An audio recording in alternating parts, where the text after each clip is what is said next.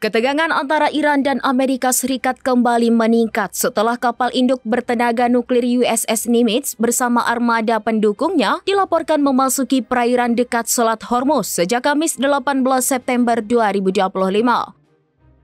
Dikutip dari tribunnews.com, Washington mengerahkan 2 pesawat pengintai, 2 helikopter, serta kapal induk USS Nimitz yang sejak Juni 2025 memang dialihkan ke kawasan Timur Tengah.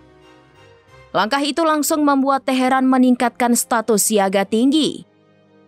Komando Pusat Amerika Serikat atau CENTCOM mengklaim pengerahan tersebut semata terkait pertemuan antara perwakilan militer Amerika Serikat dan Kuwait di atas kapal induk itu.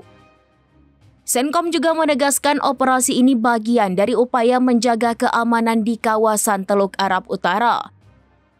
Kehadiran armada raksasa itu sebagai ancaman serius.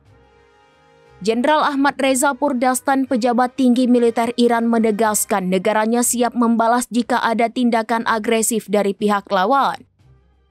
Selain itu, Teheran juga mendesak Qatar untuk segera mengusir pasukan Amerika Serikat dari wilayahnya menyusul serangan Israel ke Doha yang semakin memperkeruh situasi.